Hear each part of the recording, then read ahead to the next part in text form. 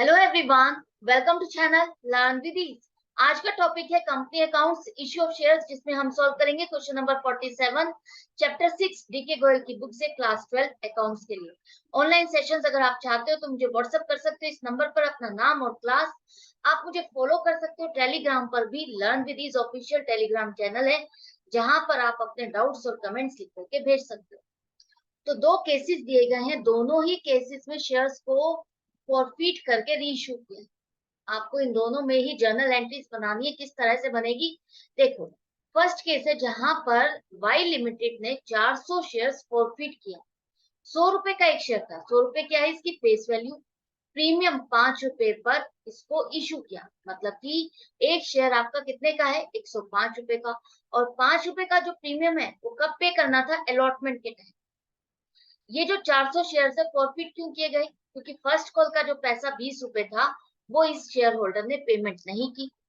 Company ने last call 20 रुपए की अभी तक डिमांड ही नहीं की है पब्लिक से। इसका मतलब कॉल्ड अप अभी आपकी कितनी हो गई, 100 रुपए में से 80 रुपए आपकी कॉल्ड अप मनी है। कॉल्ड अप क्या है, कॉल्ड अप कैपिटल है। तो अभी तक पब्लिक से 80 रुपए की डिमांड की है, 80 रुपए में से उसने 20 रुपए की पेमेंट नहीं की। और 400 शेयर्स में से 100 शेयर्स को दोबारा से रीइश्यू किया, फुल्ली पेड अप 110 रुपए। कैसे एंट्री बनेगी, पहले फॉरफीचर की एंट्री बनाओ। फॉरफीचर में अगर 400 शेयर्स को फॉरफिट किया तो कितने रुपए से अब आप शेयर कैपिटल को रिवर्स करोगे, 80 रुपए के हिसाब से करोगे जितना कॉल्ड अप है। क्यों, क्योंकि देखो, जब भी जिस इंस्टॉलमेंट को आपने ड्यू की एंट्री बनाई उसके साथ ही आपने शेयर कैपिटल को क्रेडिट किया और ये मान लिया था पैसा आ जाएगा। तो अभी तक आपने कितने इंस्टॉलमेंट की आपने ड्यू की एंट्री बनाई और कितने से आपको शेयर कैपिटल को क्रेडिट करना पड़ा, 80 रुपए तक की अभी तक आपने एंट्री बनाई है। तो 80 रुपए को ही अब आप रिवर्स करोगे। लास्ट वाली की कॉल की तो अभी कंपनी ने ही नहीं डिमांड की, तो आप ड्यू की एंट्री कहाँ बनाओगे। तो 80 रुपए से अब आप शेयर कैपिटल को रिवर्स करो, 400 शेयर 80 रुपए के हिसाब से 32,000 रुपए। अब यहाँ पर ध्यान दो, दूसरा पॉइंट क्या बनता है, जो 5 रुपए है प्रीमियम का वो तो कंपनी ने मंगा ही लिया है। अलॉटमेंट के टाइम पर जो डिमांड की थी उसी के साथ पर प्रीमियम का पैसा भी आ गया। तो जब आपने अलॉटमेंट की ड्यू की एंट्री बनाई तो क्या एंट्री बनाई, equity share allotment account to share capital to securities premium account, यही बनाई ना आपने। जो भी आपने इंस्टॉलमेंट पर डिमांड की उसमें 5 रुपए आपको सिक्योरिटीज प्रीमियम का पैसा भी मिला। अब इस शेयर होल्डर ने कहां पर डिफॉल्ट किया, फर्स्ट कॉल की पेमेंट पर डिफॉल्ट किया। फर्स्ट कॉल की पेमेंट नहीं की, अलॉटमेंट तक तो उसका पैसा आ चुका है। इसका मतलब आपके पास प्रीमियम का पैसा पहुंच चुका है। 400 शेयर्स पर 5 रुपए आप प्रीमियम का रिसीव कर चुके हो। आपने इस सिक्योरिटीज प्रीमियम अकाउंट को क्रेडिट किया था, 400 शेयर से रिलेटेड जितना पैसा आपको लेना था 2,000 रुपए आपने क्रेडिट किया। और इतना ही पैसा आपके बैंक में जमा भी हो गया सिक्योरिटीज प्रीमियम से रिलेटेड। तो हम जब प्रीमियम का पैसा हमें मिल चुका है, वो अलग ही अकाउंट है, तो हम उस अकाउंट को नहीं छेड़ेंगे। जब प्रीमियम का पैसा मिल चुका होता है तो आप फॉरफीचर के केस में उस अकाउंट को नहीं छेड़ोगे। आप सिर्फ फेस वैल्यू पर कंसंट्रेट करोगे, फेस वैल्यू से ही आप रिवर्स की एंट्री डालोगे। तो शेयर कैपिटल आपकी 80 रुपए जो फेस वैल्यू है उसी से रिवर्स करो। फर्स्ट कॉल आपको 20 रुपए नहीं मिले तो यहाँ पर 8,000 रुपए आप इसको क्रेडिट कर दो। 32,000 का आप हिसाब किताब कर रहे हो, एक तरह से हिसाब किताब कर रहे हो। तो आपको पता चलता है कि 20 रुपए उसने नहीं दिए, जो कि उसका बैलेंस स्टैंड कर रहा है इस वाले अकाउंट में, डेबिट बैलेंस स्टैंड कर रहा है। पेमेंट नहीं आई और अब आपकी आएगी भी नहीं क्योंकि आपने शेयर्स को कैंसिल कर दिया। तो 8,000 रुपए इसको क्रेडिट कर दो, ये अकाउंट क्लोज हो गया। पैसा आया कितना है उससे, 80 में से 20 रुपए हटा दो तो इसका मतलब 60 रुपए से पेमेंट आ चुकी है। तो 24,000 की आपको पेमेंट मिल चुकी है, जो कि कंपनी रिफंड नहीं करने वाली। उसे आप फॉरफिटेड शेयर अकाउंट में अलग से खोल करके अलग डालोगे। ये कंपनी की इनकम है एक तरह से। क्लियर है। अब यहाँ पर जो प्रीमियम का पैसा 5 रुपए है उसको भूल जाओ। 5 रुपए अगर आपको आपने उससे डिमांड किए तो 5 रुपए उसने पे भी कर दिए, जिसे हम फॉरफिटेड शेयर अकाउंट में नहीं डालेंगे। 5 रुपए को, वो प्रीमियम से रिलेटेड पैसा है, उसे हम प्रीमियम में ही रहने दें, चाहे हम उसके शेयर अलॉट कर रहे हैं या नहीं कर रहे। अगर वो पैसा प्रीमियम का आपको उस डिफॉल्टेड शेयर होल्डर से भी मिल गया है तो भी वो प्रीमियम के अकाउंट में ही रहेगा, ये बात याद रखना। अब देखो नेक्स्ट, आपने इन 400 शेयर्स में से 100 शेयर्स को रीइश्यू किया। रीइश्यू किया कितने में किया? 110 रुपए में, फुल्ली पेड। मतलब कि फुल्ली पेड का मतलब क्या है, मैं हमेशा आपको समझाती हूँ। फुल्ली पेड का मतलब है जो आपकी फेस वैल्यू है उतना पूरा अमाउंट, उतने पूरे अमाउंट में आपने पब्लिक को दोबारा से ऑफर किए 100 शेयर्स कि वो आकर के परचेज करें। तो आपकी कंपनी के 100 रुपए की चीज को आपने 110 में बेच दी। फुल्ली पेड, आप अपने शेयर को फुल्ली पेड बेच रहे हो, 100 रुपए का सामान 110 में बेच रहे हो, 10 रुपए ज्यादा में बेच रहे हो। तो जब भी फेस वैल्यू से ज्यादा की डिमांड की जाती है तो वो क्या हो जाती है, आपकी प्रीमियम हो जाती है। तो यहाँ पर आपके बैंक में पैसा 110 रुपए के हिसाब से आएगा 11,000। मतलब कि जिसने भी 100 शेयर्स खरीदे आप, उसको अब 100 शेयर्स खरीदने के लिए 105 रुपए जो देने थे पहले, वो 105 नहीं 110 रुपए देने पड़े। पहले तो प्रीमियम का पैसा मिलाकर के 105 था ना, अब लेकिन जो भी खरीद रहा है उसे ये 100 रुपए वाला शेयर 110 रुपए में खरीदना पड़ रहा है।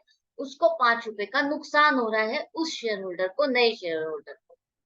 तो 11,000 रुपए आपके बैंक में जमा हो गए। 100 शेयर 100 रुपए आपकी फेस वैल्यू है, तो 10,000 आपकी शेयर कैपिटल का है। शेयर कैपिटल में आप बढ़ा दो, शेयर कैपिटल आपकी फेस वैल्यू से डलेगी। 10 रुपए जो आपको एक्स्ट्रा पैसा मिला है वो वही प्रीमियम है, तो सिक्योरिटीज प्रीमियम अकाउंट को ही आप क्रेडिट करो 1,000 रुपए से। क्लियर है?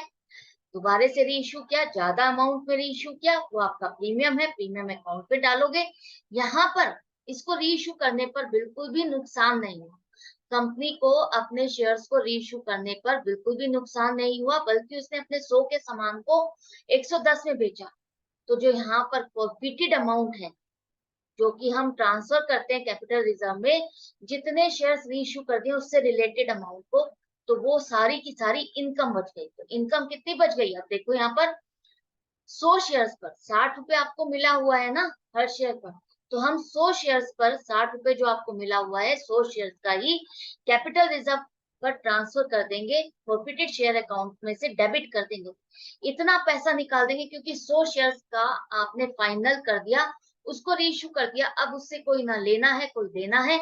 आपका फाइनल अमाउंट पूरा का पूरा आ चुका है, इसमें नुकसान होने का कोई चांस नहीं।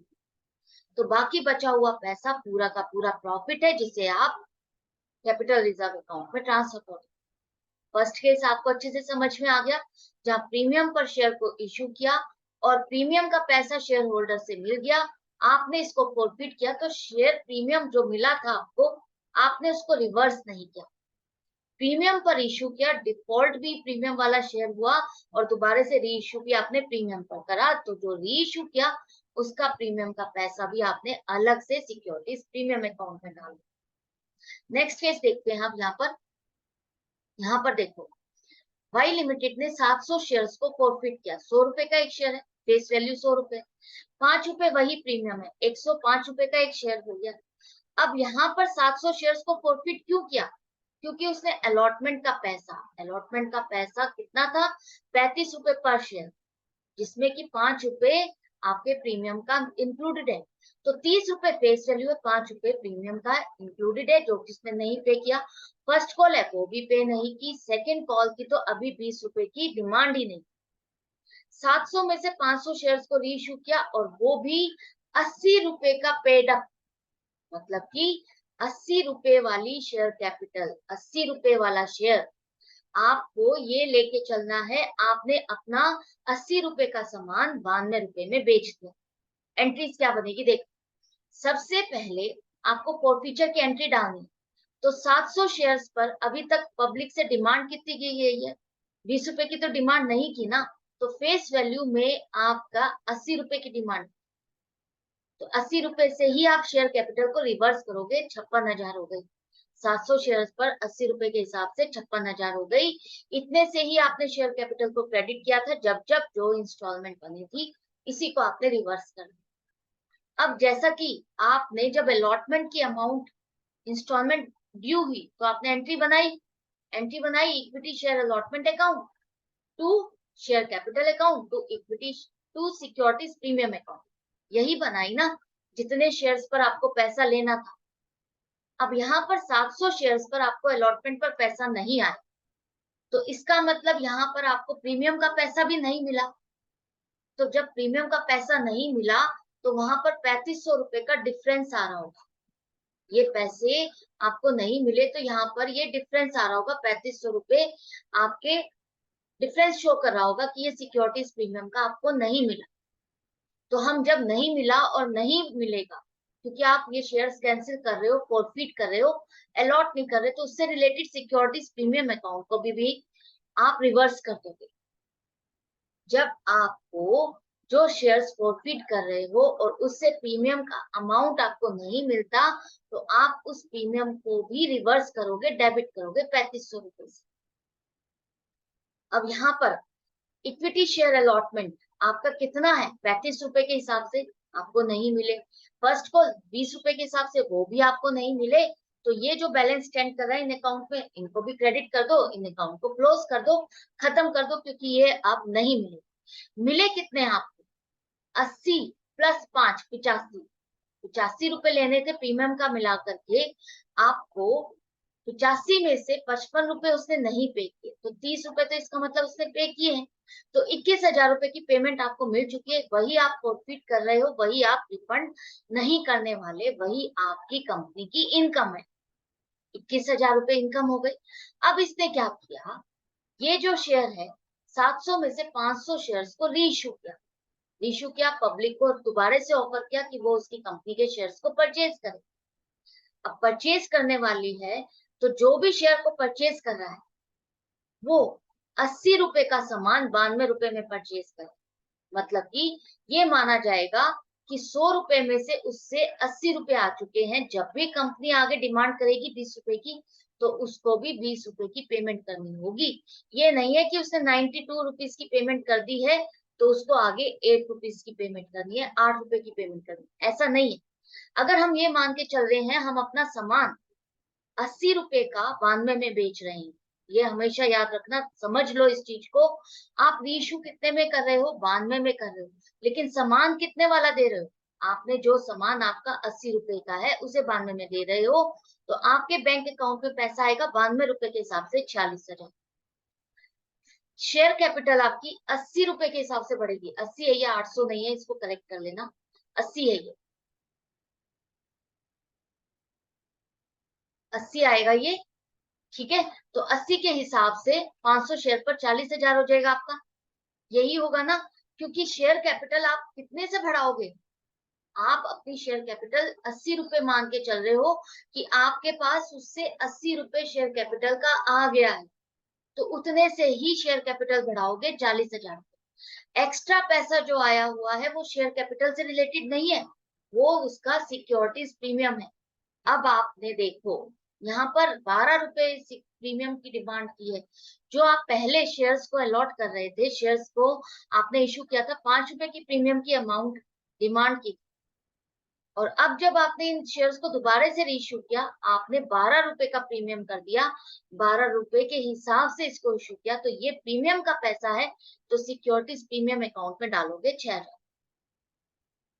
चाहे आपने जो स्टार्टिंग में इशू किया था उस पर प्रीमियम हो, चाहे री इशू पर एक्सेस पैसा ले रहे हो, वो सारा का सारा सिक्योरिटीज प्रीमियम अकाउंट में डलेगा, कोई अलग नहीं जाएगा, आप उसमें कंफ्यूज मत हो। पेड अप का मतलब है, फिर से समझ लो, पेड अप का मतलब है वो ये मान के चल रहा है कि उसने अपने 100 रुपए वाली चीज में से 80 रुपए का सामान ही अभी बेचा है, 80 रुपए तक का ही सामान उसने बेचा है, 80 रुपए वाली कॉस्ट को उसने 92 रुपए में बेचा है, इसके बाद भी वो उससे 20 रुपए ले सकती है, ठीक है। तो ये माना जाएगा जो उसको एक शेयर मिलेगा 100 रुपए का, उसमें 80 रुपए आ चुके हैं, बाकी के 20 रुपए अभी कंपनी उससे ले।